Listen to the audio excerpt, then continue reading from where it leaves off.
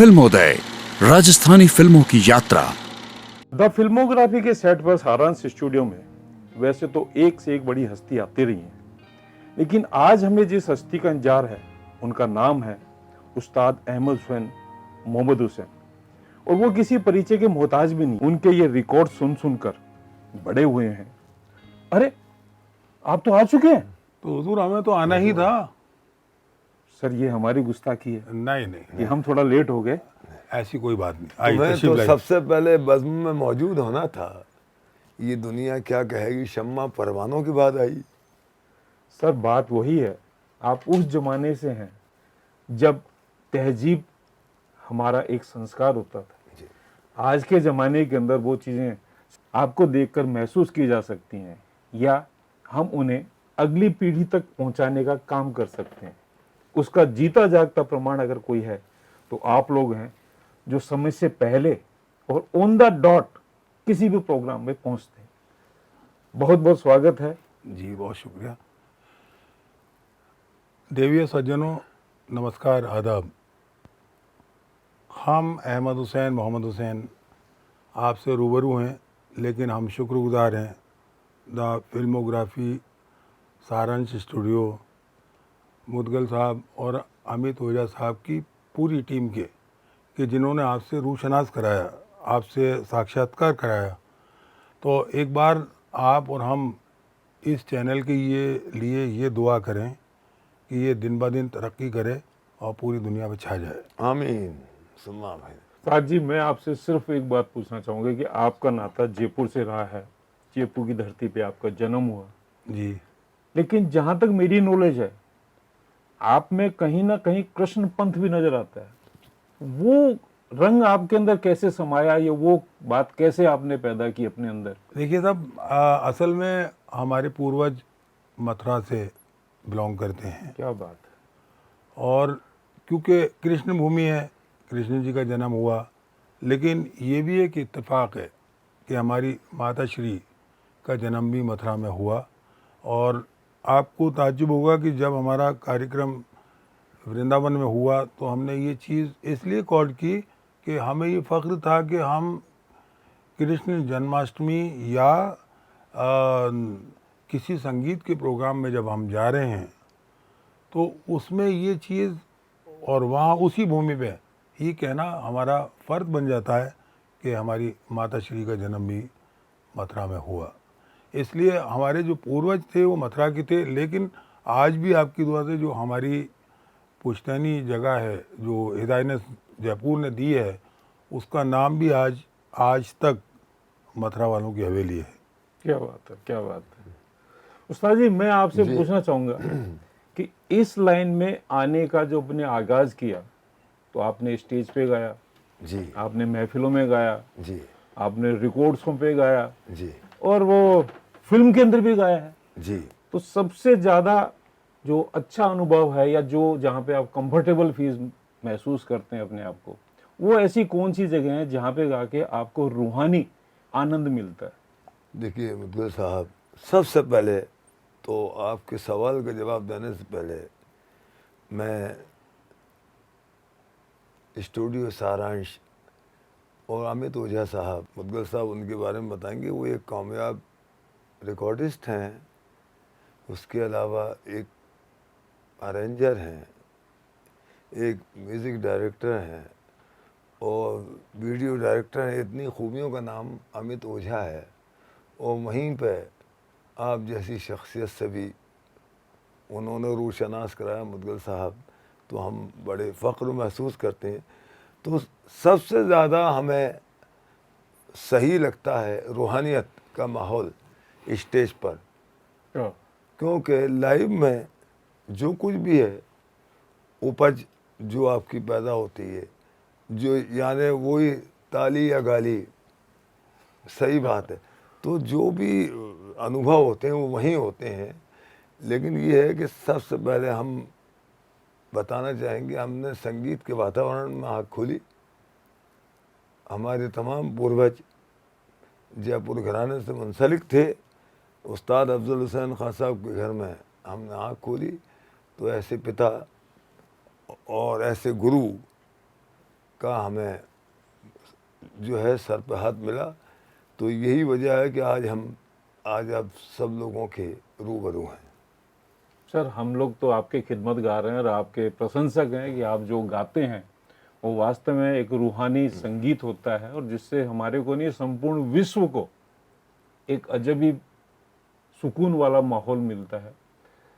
इस गायकी के लिए आपने बम्बई तक का सफ़र किया और बम्बई की महफिलों में भी बहुत गाया और जहाँ तक मेरे को याद है शायद आप सितारा देवी के सानिध्य में भी काफ़ी समय गुजारा। जी तो वहाँ का कोई एक्सपीरियंस शेयर करेंगे हमसे? सबसे पहले तो हम आपको ये बताना चाहेंगे कि तानसेन जो बनाता है या कलाकार जो बनाता है वो ऊपर वाला बनाता है, जिसको हम भगवान अल्लाह गॉड के रूप में देखते हैं।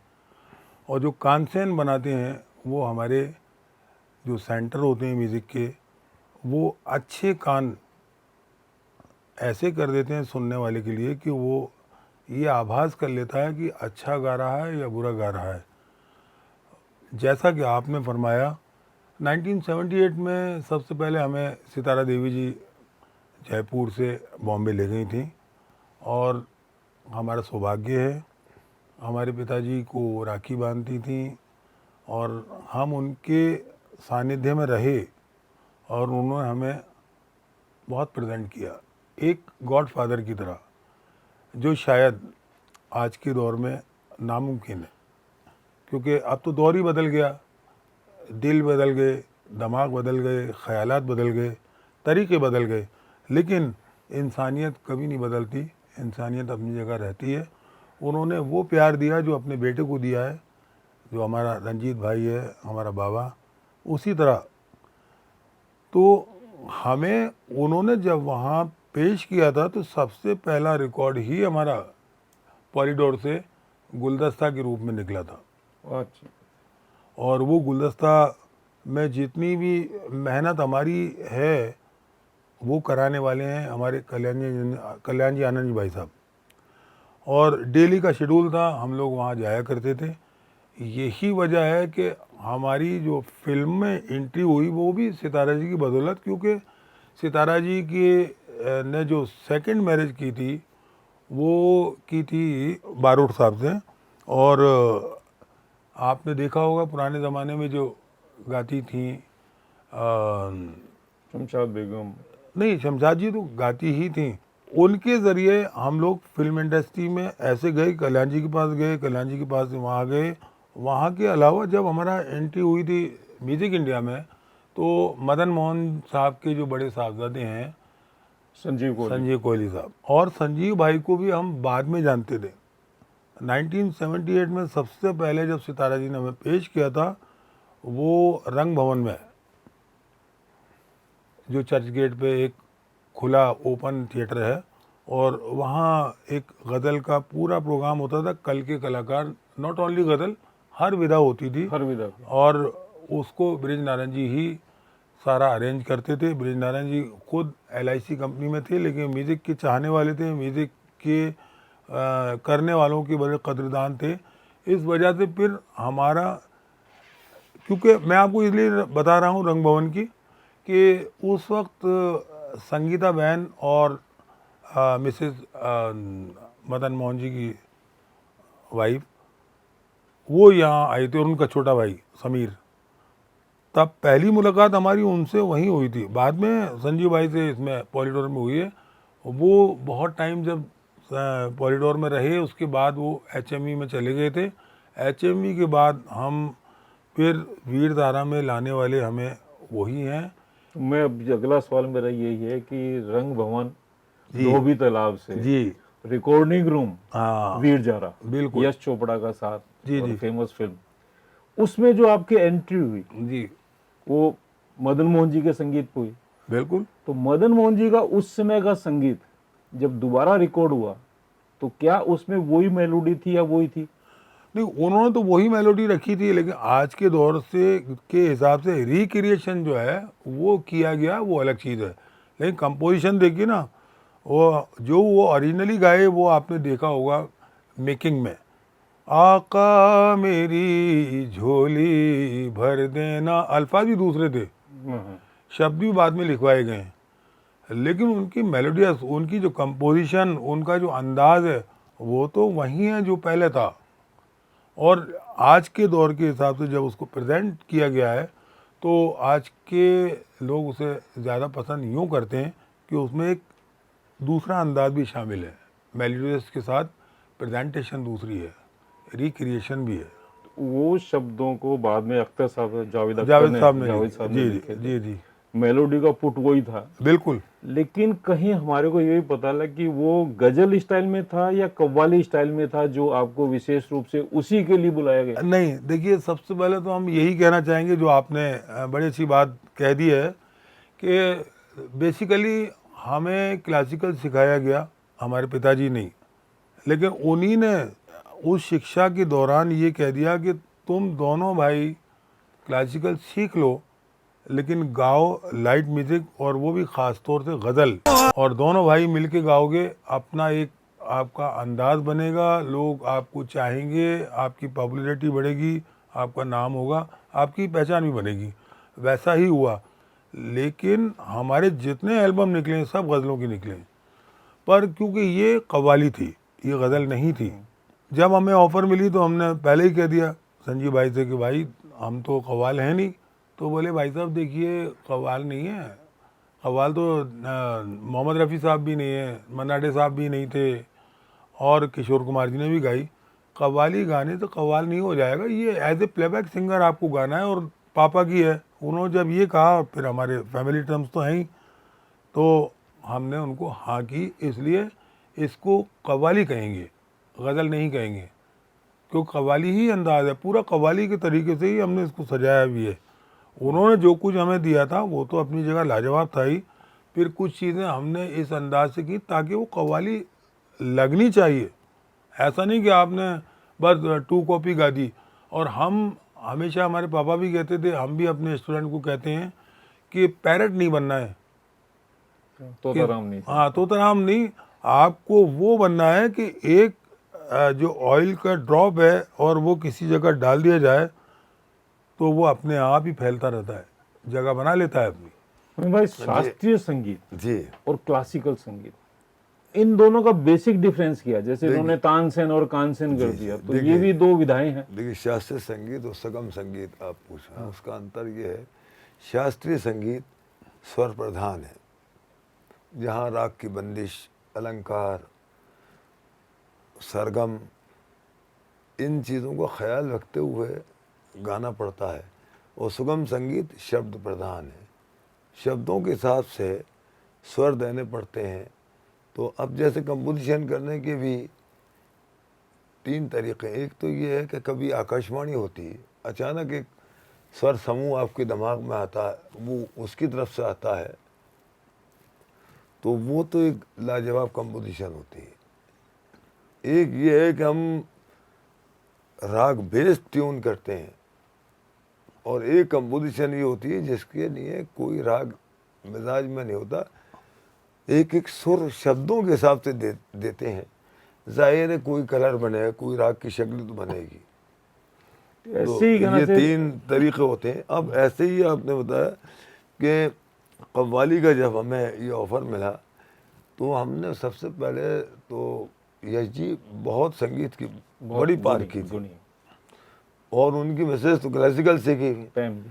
तो मैम जी सब जब रिहर्सलें होती थी तो अब Yemen based composition Madan Mohan साहब की, तो बोली हाँ साहब, अब आप जैसे गवैये बैठे हैं तो मियाँ मल्हार में चले जाए, यमन से हम दोनों चले गए। अब वो यश जी से ये रखिए, अब फला ये चीज़ भाई, उन्होंने कहा मेरी फिल्म में बरसात नहीं है, नहीं बोले ये पीस तो रख, तो लिहाजा यश जी इतने ऐसे नायाब हिदायत करते कि जहाँ मियाँ मल्हार का टुकड़ा हम दोनों ने कहा वहाँ बरसात की है उन्होंने, आप भी नोट कीजिए। तो ये जो खूबियाँ उनमें थी, तो ये चीज संगीत की बजाय कहीं मैं बोलूँ राग, रागनी और हमारा जो फोक म्यूजिक है जिसको नौशाद साहब मिक्सअप करके यूज करते थे, मदन मोहन जी ने जैसे वो कंपोजिशन आपने गाई, रोशन साहब करते थे, तो ये राग रागनी पे बेस्ड म्यूजिक अच्छा होता है। देखिए मैं बताऊं, फोक नेचुरल है, जैसे कि एक माँ जब अपने बच्चे को प्यार दुलार करती है तो जाहिर है कोई शब्द आकाशवाणी होते हैं, एक ट्यून भी स्वर समूह आ जाता है और गाती भी है। तो लिहाजा ये गिफ्टेड है ईश्वर की तरफ से हमें, स्वर भी, साहित्य भी, संगीत साहित्य और गायन। तो आप ये देखिए सब ऐसे ही जब खुशी होती है तो हाथ पाँव के मूवमेंट अलग हो जाते हैं, वो डांस। तो ये सब एक नेचर की तरफ से सब कुछ मिला है। अब शास्त्रियों ने जब ये देखा कि सब कुछ अलग अलग लगता है तो उन्होंने जब स्वर पकड़े तो वो टोटल 12 निकले, लेकिन किसी भी राग में 7 से ज़्यादा नहीं हो सकती, 5 से कम नहीं हो सकती। तो लिहाजा सारे गामा पधा नहीं, 7 सुर। 7 सुर। तो 7 सुर में से सा पा अगर हम निकाल दें, माता पिता की तरह हो गए, वो अचल हैं अकेले। तो अब बचे रेगा धानी, तो हर स्वर के 2-2 स्थान हैं। अब उसमें भी एक ये होता है, आपने देखा हो जैसे स्लिप होते हुए चल रहा है ऐसे, तो सा से रे के बीच में किस राग में कैसा मील लगता है, उस हिसाब से श्रुतियाँ, जैसे हमारे पिताजी ने बड़ा अच्छा समझाया था श्रुतियों के बारे में। किसी गायक ने कहा था कि मैं तो श्रुतियों को मानता ही नहीं हूँ, आप कोई भी श्रुति दिखाई है मैं उसी को सा मान के। उन्होंने कहा भाई एक बात बताइए, आप कोई फास्ट ट्रेन जिन जंक्शन पर रुकती है वो स्टेशन है, वो सुर है, और जहाँ रुकती नहीं आप रुका रहे हैं, वहाँ से तो गुजरती है, लेकिन किस वेट से गुजरती है, किस छोटे स्टेशन से कितनी रफ्तार। तो ऐसे ही श्रुतियाँ लगती भी चली जाती हैं। तो जब शास्त्रियों ने स्वर पकड़े तो शास्त्र बना, तब शास्त्रीय संगीत हुआ। तो प्रथम संगीत तो फोक ही है, लोक संगीत नेचुरल। उसके बाद शास्त्रियों ने स्वर पकड़े, उसका शास्त्र बनाया, उस शास्त्रीय संगीत उसके बाद आता है। फोक म्यूजिक, जैसा कि आप को ये बता भी रहे थे, फोक म्यूजिक में देखा होगा आपने, किसी के बाप दादा भी गाए नहीं लेकिन वो गाने लगता है। तो कुदरत की इस तरफ से एक तो गॉड गिफ्ट होती है उसको, दूसरा ये होती है कि वो सुर कहीं ना कहीं से उसको आकाशवाणी होती है। और वो आपने देखा हो बेस्ट फ्लूटिस्ट बजा रहे हैं, अलग बात है, लेकिन एक चलता फिरता खिलौने वाला भी बजाता है। इसलिए बजाता है कि उसको नॉलेज तो उस बारे में कुछ भी नहीं है, लेकिन गिफ्ट है, उसको गिफ्ट है इसलिए बजा रहा है। और बजा इसलिए रहा है कि नेचुरल संगीत है। तो नेचुरल संगीत को कोई भी आदमी चैलेंज नहीं कर सकता। शास्त्र एक अलग चीज़ है, शास्त्र में तो रचा गया है सब चीज़ें। तो इसी से मेरा एक सवाल निकलता है कि ये सारी चीजें तो गुरुकुल, गुरु परंपरा, गंडा शिष्य, जैसे उन्हीं में आती हैं यकीनन। लेकिन आजकल की जो भीड़ चाल चल रही है, मतलब मैं तो उसको यही भीड़ चाल मानता हूँ कि साहब कोई भी सुर दे दो, कुछ भी ढप ढप बजा दो। उसको अगर आप अपने लहजे में अगर वर्णन करना चाहेंगे आज की पीढ़ी को, मतलब हमारा कैसे तो सिखा सकते हैं? हाँ, देखिए हमारा तो यही मानना है कि अपने गुरु से विधिवत शिक्षा प्राप्त करना बहुत ज़रूरी है। अब आपने अपने गुरु की गुरुकुल में जाके सीखा ही नहीं, गुरु को देखा ही नहीं, तो कभी आपको आर्ट नहीं आएगा। जाना आपको गुरुकुल में चाहिए, उस्ताद को बुला के सीखना बहुत ख़राब बात है, कभी संगीत नहीं आएगा। सीखना ज़रूरी है, क्योंकि आप जब उस्ताद के सामने होते हैं तो उस्ताद की एक्सप्रेशन, उसकी फीलिंग्स, उसका बताने का तरीका, और फिर वो वहाँ का माहौल बहुत बड़ी चीज़ है। जैसे आपन कहते हैं ना, अमल से ज़िंदगी बनती है, जन्नत भी जहन्नम। तो जैसा हम कर्म करते हैं वैसे फल मिलते हैं। तो उस तरह से अगर हम गुरुकुल जाएंगे नहीं तो हमें ज़िंदगी में ये पता नहीं लगेगा कि विद्यालय या गुरुकुल या स्कूल ये होते क्या हैं। तो हम तो आजकल इसी बात पे हंसते भी हैं, अंदर से गुस्सा भी होते हैं। पता लगता है कि साहब वो मुझे 10 राग याद है, 20 राग याद है, 50 राग है, बड़ी अच्छी बात है। लेकिन हम कहते हैं अगर आपने 1 या 2 राग भी इस तरह से आपने उसके ऊपर कमांड कर ली है कमांड तो नहीं होती, लेकिन कम से कम कॉन्फिडेंस के तौर पे कि आपने अगर 1-2 राग भी अगर उसका अच्छा याद कर लिया है और राग में बंदिश है तो आप कामयाब हैं। और आपने 50 राग याद किए और आपको एक भी राग सही याद नहीं है तो उसके कुछ माने नहीं है हमारी नज़र में। देखिए हाथ हमारे कंगन- पिता एक से मिनट, मैं एक वही मिनट, आपकी मैं सवाल even बोलता हूँ आपको, जी। हाथ कंगन को आरसी किया और अंग्रेज को फारसी किया, उनका इतना ज्ञान होगा, जी मैं बिना किसी इंस्ट्रूमेंट के, बिना किसी चीज के, आपको एक ऐसी चीज सुनाइए जिससे मतलब आपका ज्ञान से जो कहने की बात है वो सत्य साबित हो। ये गुस्ताखी है। अब नहीं, मेरी नहीं। एक और सोच सुन लीजिए। ये प्रैक्टिकली बड़ा अच्छा कहा है आपने, ताकि हम खाली जबानी खर्ची ना करें। बहुत अच्छा, सही मैं बात है। ये भी अर्ज करना चाहता था कि देखिए हमारे पिताश्री का हमारी माताश्री से सबसे पहले हिदायत थी कि गुरुकुल में पुत्र बना के मत भेजना, शिष्य बना के भेजना। वहाँ के अपने अदब व आदाब, वो हमेशा कहते थे मेरे इल्म को, विद्या को सीखो, मेरा टोन नहीं आना चाहिए, वो ओरिजिनल होना चाहिए। उसकी जैसे वजह हमें किसी ने लाइन दी, जैसे आप बोले थे ना, प्रैक्टिकल करके बता रहे हो, मैं गाऊं संग दीपक गाए, मैं गाऊं संग दीपक गाए, आज भी जागी है मन में, बेसुध सोई दुनिया सारी, नींद नहीं इन नैनन में, मैं जागूं संग दीप। एक थॉट आया, हमने एक कंपोजिशन आ गई। एनकेपी सालवे साहब के सामने हम गा रहे थे, जय जय जग जननी देवी, जय जय जग जननी देवी, सुर नर मुनि असुर सेव, सुर नर मुनि असुर सेव, भक्ति मुक्ति दायिनी, भय हरण कालिका, माजय माजय माजय। ये एक ताल में है दरबारी में।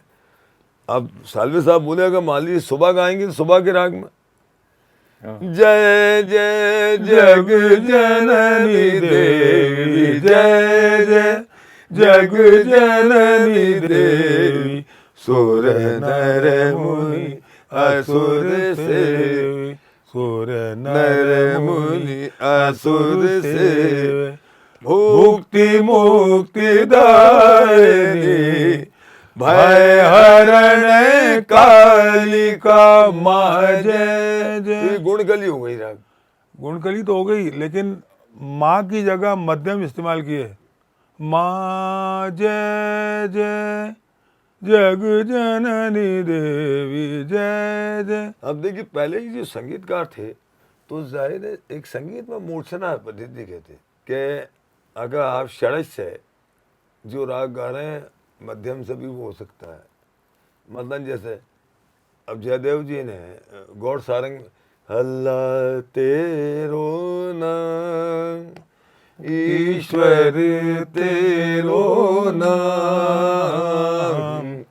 अब इसका अंतर तुम सारे मध्यम से जग अंतरा बना दिया, के रखवाले, अल्लाह तेरो नाम, ईश्वर तेरो नाम।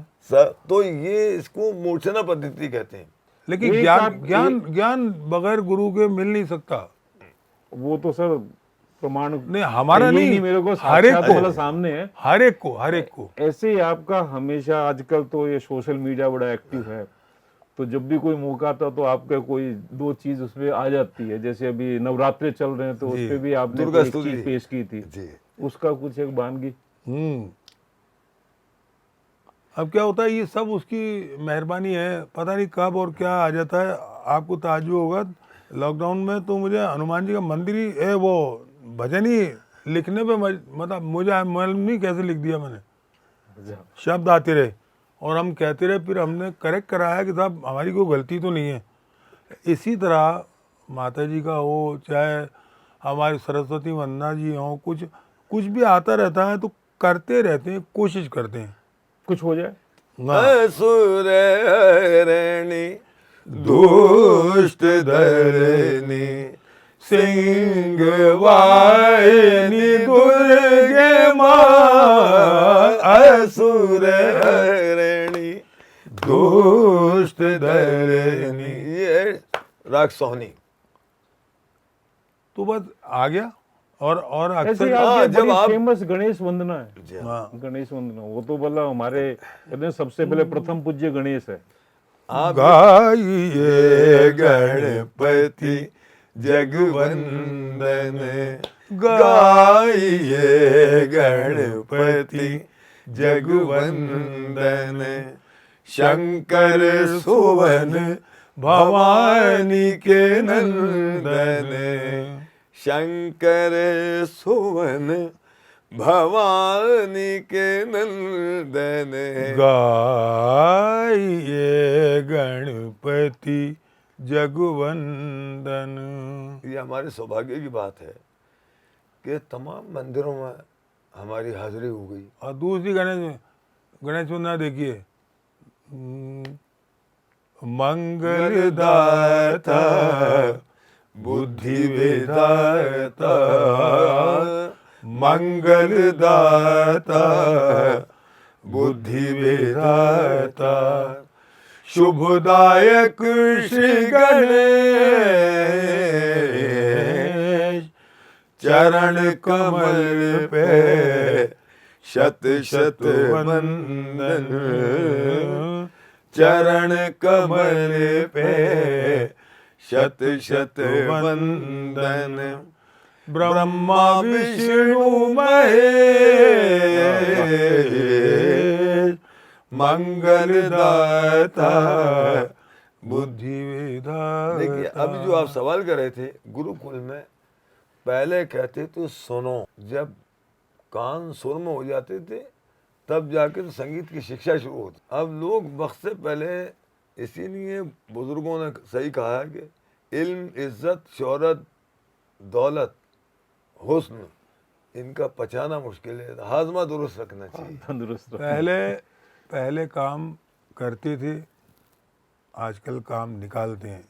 करने में दिमाग लगता है, निकालने में सलटा दिया जाता है। निकालने में तो सिर्फ ये है कागज डालो निकालो। अरे- मगर आज के दौर को हम सलाम करते हैं, ऐसी बात नहीं है, बहुत ज़्यादा तरक्की है। मगर हम कहते हैं कि जो पुराने संगीत, पुरानी शायरी, पुराने कलाकार, पुरानी हर वो चीज़ जिसको हम देखते हैं, आर्किटेक्ट का भी अगर आप देखें तो पुराने किले कैसे बन गए, मटेरियल कैसे पहुंच गया वहाँ। तारीफ इस बात की है, तारीफ इस बात की नहीं है कि आज का महल जो अगर बना है वो ख़राब बना है, वो बहुत अच्छा बना है अपनी जगह। तो आज के दौर को सलाम करते हैं, आज के लोगों से कॉम्प्रोमाइज़ भी करते हैं हम। मगर हम ये कहते हैं कि सच्चाई पे जियो, ड्रामे पे नहीं, वरना आपको लेकिन- ड्रामा बन जाएंगे। देखिए भारतीय मैं संगीत उस्ताद अहमद हुसैन मोहम्मद हुसैन से एक सिंपल सा सवाल पूछना चाहता हूँ इरशाद कि जो हमारे पुराने गायक शब्दों को गा गए, जी, जो शायर लिख गए, क्या आज का शायर वो लिख रहा है? और क्या कोई गायक या गजल गायक महफिल लूट लेता है? देखिए साहब, ये दो बातें हैं। अब लोग एक तो ही कहते हैं फला चीज चल रही है, तो वो तो खोटे सिक्के भी चल जाते हैं धोखे से। तो चलना अलग चीज़ है, लेकिन इल्म के ज़रिए चलना वो एक अलग बात है। तो उसकी बात है, जैसे वो कहते हैं आदमियत और शय है, इल्म है कुछ और चीज़, लाख तोते को पढ़ाया पर वो है वहीं रहा। तो लिहाजा इल्मियत अलग चीज़ है। वो वाली बात है कि जैसे कि किसी ने अंग्रेज़ी सीखी, ट्यूटर ने कहा कि हाँ भाई अब बताइए, लड़की नीचे खड़ी है, उसने अनाड़ी ने कह दिया मिसअंडरस्टैंडिंग। अगर संधि करें तो सही है, लेकिन वैसे तो मिसअंडरस्टैंडिंग ही है।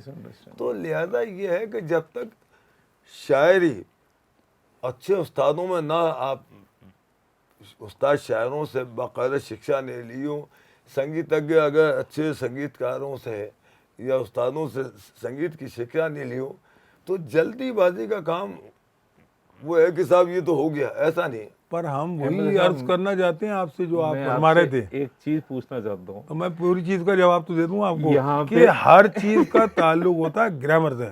चाहे कुछ भी करें लेकिन उसमें ग्रामर आनी चाहिए। उड़ान छू काम नहीं करना चाहिए। उससे क्या है कि आप किसी दूसरे को सिखा नहीं सकते। सिखाएंगे तो झूठ बोलेंगे, लेकिन झूठ बोलना बुरी बात है। हाँ, उस जगह पे हर धर्म के हिसाब से ज़रूरी है जहाँ या तो आपकी जान जा रही है या आप किसी की जान बचा रहे हैं, वहाँ तो ठीक है। लेकिन हर जगह झूठ बोलेंगे तो वो तो झूठे ही माने जाएंगे, कोई अब फायदा देखिए, नहीं है उसका। जैसे आप चाहें तो आप अपने महबूब के लिए ले, तुझे क्या सुनाऊं है दिल रुबा, तेरे सामने मेरा हाल है।